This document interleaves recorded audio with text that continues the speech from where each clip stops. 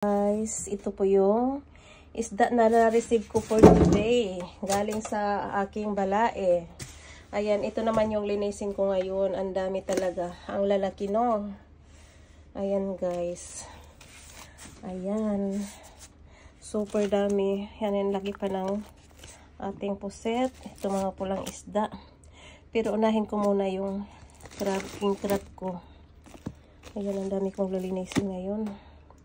Ayan, fresh from dagat pa talaga siya. Napaka-presko talaga mga megs. Ayan, ang gaganda. Super happy. Gumagalaw pa talaga siya, oh. Sorry ha, kasi anuhin na kita ngayon. I-boil na kita para ilagay kita sa freezer. Tapos, ayan, gumagalaw talaga siya, guys. Just super lucky ako kasi ang mahal talaga nito. Ito, dalawang lapad na to. Isang ganito, guys. Ganito kalaki. Kasi ang maliit nito, isang lapad. Ito yung napaka-expensive na ano dito sa Japan. Kaya thankful talaga ako. At binigay lang ito. At saka ito din. Bigay lang din, guys. Kaya ang dami kong blessings today. My crabs at saka my fish. So guys, nandito na yung ating napaka-fresco. Sobrang fresco ano. Ang gagawin po natin dyan is lilinisin po yung ano guys. Kasi para pag niluto natin, malinis na malinis. Kaya binabrasan po yan. Brasan natin po para matanggal yung libag. Ayan. Pero siguro itong itim hindi na yata ito matatanggal. Parang hindi siya matatanggal guys. Kasi nakadikit na siya. Ayan ang lagay. Ang sarap nito. Hindi siya natatanggal. Hindi siya natatanggal pero i-brush ko pa rin siya. Ayan, oh my god. Ang sarap nito talaga. Ayaw matanggal ng ano.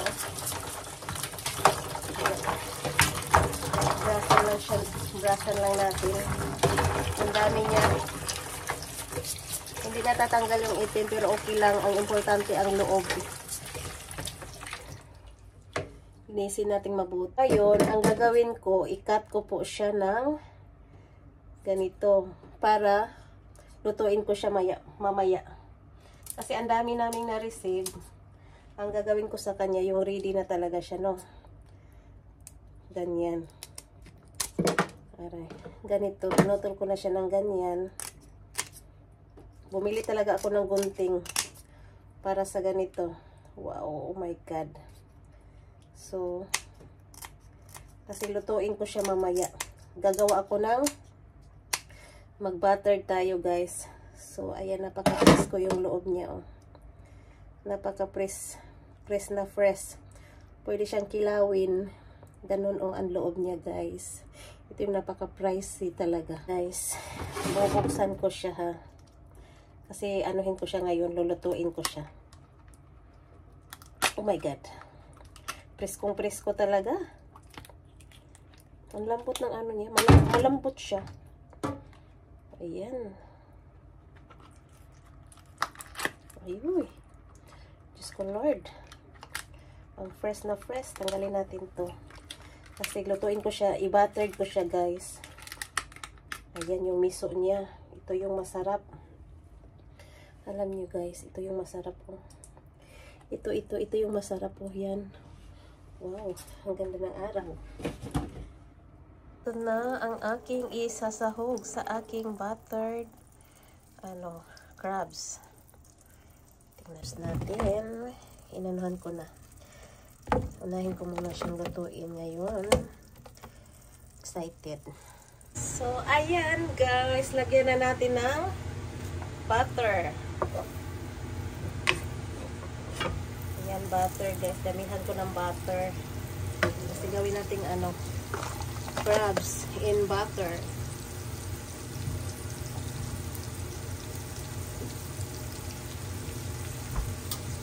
Ito ako napabili ng oyster. Ano may nabili ako ng oyster? Walang oyster. So, ayan guys. Ilagay na natin yung ating pinaka-importante lagi sa paggisa, yung ating bawang. Ayan. So, yummy. Ang yummy ng recipe ko for today.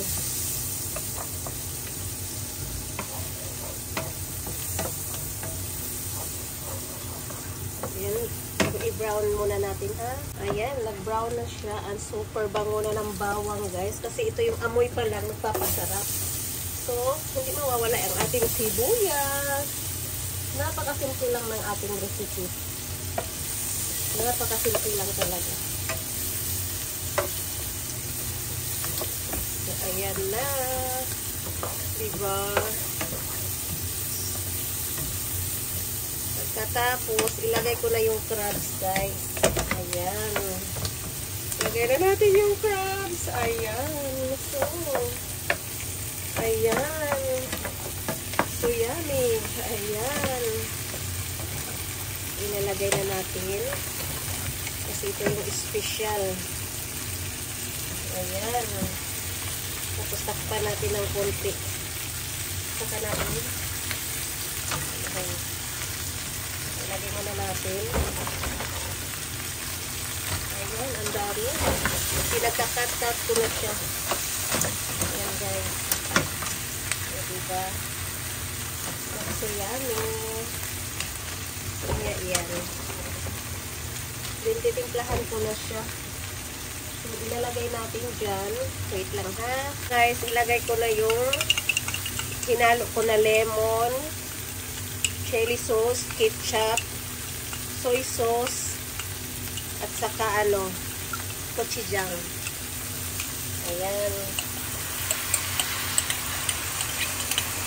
Ayan, yan talaga. Ayan, guys. Haluin ko muna yan. Haluin natin ng konti.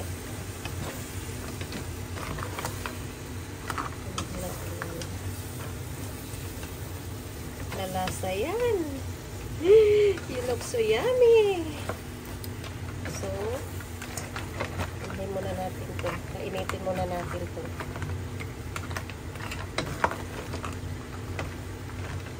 Hindi natin. Kailangan ito. Dito po siya. So, pakuluan muna natin siya, guys. Para medyo maloto. Guys, ihalo ko muna siya. No? Kasi nagtubig na siya. Ayan, kailangan maluto muna ito. Kailangan ilagay natin ito sa ilalim ko. Ay, huwag siya matapon. Kailangan hindi siya matapon, guys.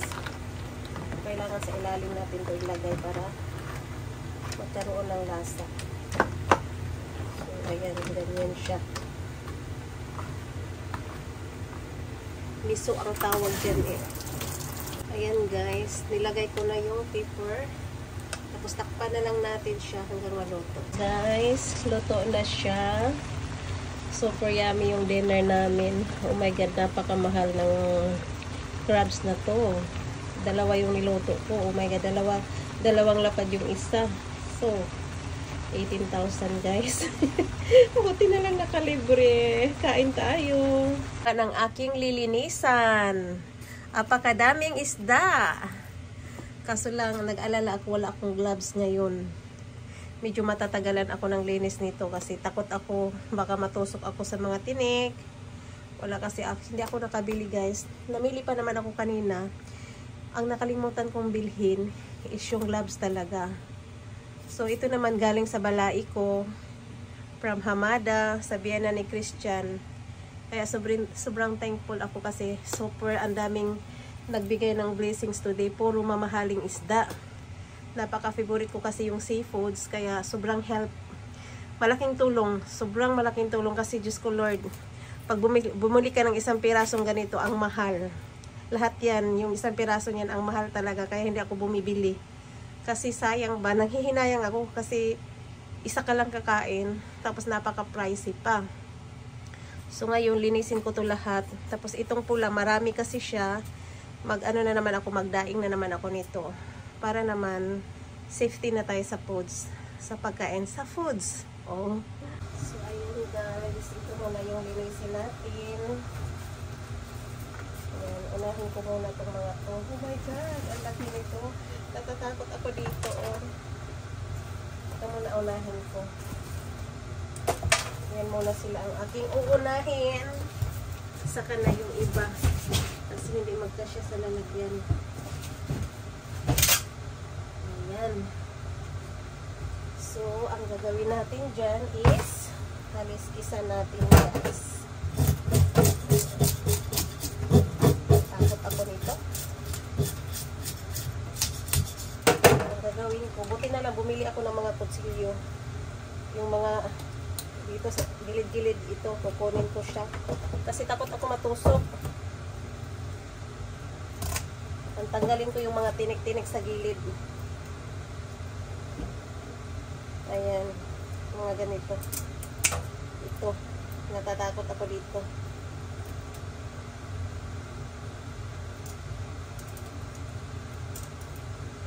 Ang galing ng kutsilyo na, hindi, gunting na nabili ko. Tapos ito, diba, sa gilid. Nakatatakot yung tinik dito sa gilid, guys. Ito, kaya tanggalin ko rin siya kasi baka matusok ba ako. Takot ako matusok. Ang sakit pa naman. Ayan.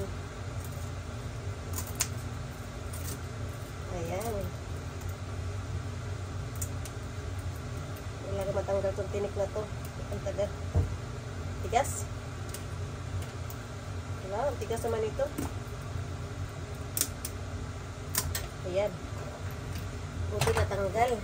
Tapos dito naman. Para iwas ano, tusok.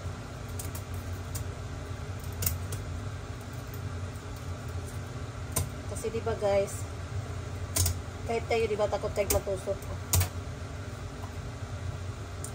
Masisira yung araw niya. Okay. And then, talis-isa natin.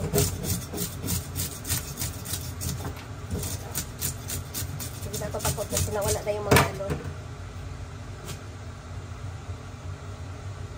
Ngayon guys, gusto kasi ni Heidi ng sashimi. Ang gawin ko naman, i-cut ko siya for sashimi naman, no? Titingnan niyo, ha? Sashimi natin yan.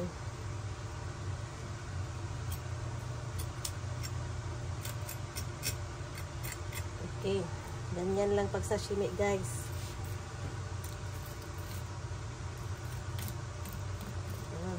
Ito lang talaga ang gusto kong kutsilyo, yung manipis. Maliit lang ang ginagamit ko.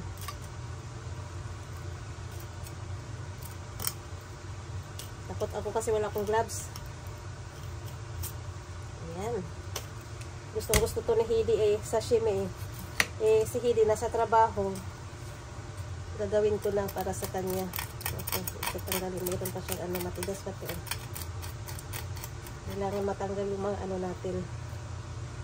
So, ayan. Ganyan nyo lang pag nagsasimi kayo, ha.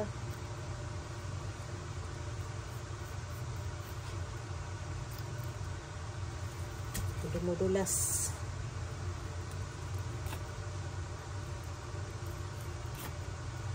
Ayan, guys. Sashimi na yan.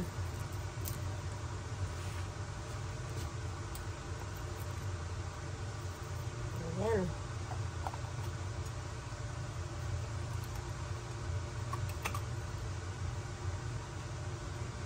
Hindi natin isama yung buto kasi matigas. Ayan na, o, titingnan nyo, ha. Gumagalaw yung isda. Ayan. Maliit lang kasi yung ano ko.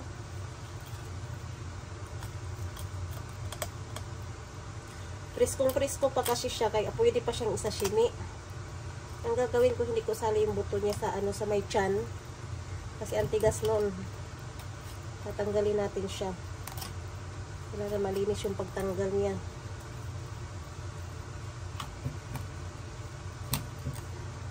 Ayan. Dito ang kutsilyo ko. Ito lang kasi yung gusto kong kutsilyo. Marami akong kutsilyo kaso ito lang yung ito tanggalin natin. Ayan guys. So ito na yung isashimi ko. Itong matigas kasi ito, ang ginagawa ko, lagyan ko ng mainit na tubig, bigla lang, tapos ilagay ko siya sa yelo para malambot na siya. Ganon lang po ang pag-ano ng sashimi. O, tingnan nyo, diba, ang ganda. Guys, nag-ready na ako ng tubig na may yelo. Kasi yung isda, anuhan ko siya pakuratan ko siya ng hot water, tapos ilagay ko agad dito para presko pa rin siya. Ganito ang technique po dito ng magsashimi ka ng Thai. Thai kasi ang tawag ng isda na to. Ganyan na siya, no. Niready ko na siyang ganyan para i-ano ko na lang yung tubig. Na yung isda, guys. So, gaganyanin ko. Kasi matigas itong ano niya, yung balat. Kaya gaganyanin ko siya. Ayan, nakita niyo. Pakuratan lang siya, guys. Kaya lalambot na yan. Tapos, ilagay natin sa, ayan, malamig na water. Para presko pa rin siya. Pero lumambot na yung balat niya. Ganyan lang po ang technique dito. Medyo na ano na ba lahat? Parang hindi pa siya masyado. Ayan. O, diba? May ano, oh, ganito, oh. Ayan. Ayan. Oh, malaw siya. Ayan.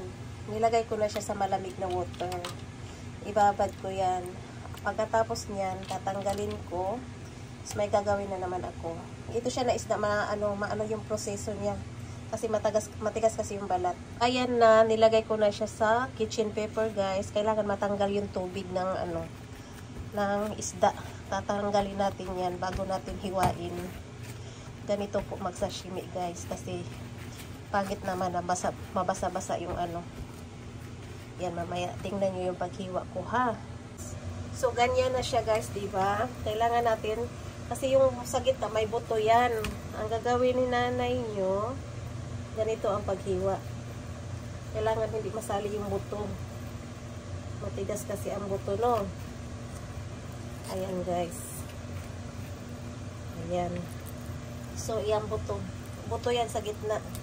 Kailangan hindi yan siya makakasama. Malalaman nyo naman yun kasi matigas. Ayan. Ganito lang yung pag-style ng sashimi. Mabusisi lang talaga siya. Ako natututo ako dito kasi syempre favorite ng mga anak ko. Ayan. Tapos ngayon, ang paghiwa niyan, gaganyanin ko siya. Ayan. Gaganyanin ko siya. Tapos ang paglagay niyan, ganyan. Mamaya tingnan nyo, ha. Ganyan ang pag-ano niya. Ayan, guys. Mahina natin.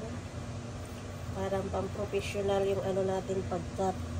Ma-surprise si Heidi ngayon kasi favorite niya to eh. Kasi pag may Thai talaga, Thai ang tawag dito. Pag may Thai kasi dumating na isda, nagtatanong siya agad kung pwedeng isashimi. Eh, favorito niya sashimi. Masarap kasi itong manamis-namis kasi yung ano niya. Ayan, oh. Ganyan lang siya kanipis. O, diba? Ayan. Oh, ganyan lang, guys. Yung buto, sayang din. Lagay ko rin siya sa ref kasi sabaw ba. Oh, ayan, di ba? Sarap to may sabaw kasi buto. I-ready natin for sabaw kasi na-miss ko rin. Ang tagal ko nang hindi nakakain ng sabaw ng isda. Kaya tonight, magsabaw din ako. Ang dami pa naming ulam. Na guys, luya at saka tanglad. And then, pag malapit na siyang maluto, ang ilagay ko lang is dahon ng sibuyas kasi mas gusto ko siya sa sabaw.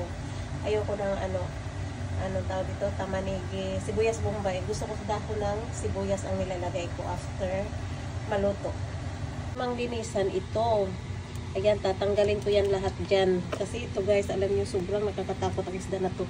Tingnan nyo, may mga tinik pa dyan sa gilid. O yan, ay, natatakot ako dyan talaga. Guys, yung buto ng Thai, ginawa ko siyang miso soup. Kasi yung anak ko, hindi kumakain ng sabaw na Philippine style. So, nilagyan ko ng miso. Kasi kahit hindi nila kainin yung buto, yung sabaw lang, hihigop lang sila. Kasi mindoksayan yan sila. Ayaw nila yung buto kasi. Kaya, masarap lang siya yung sabaw niya kasi buto-buto yung nandyan sa loob. So, gawa na siya, no?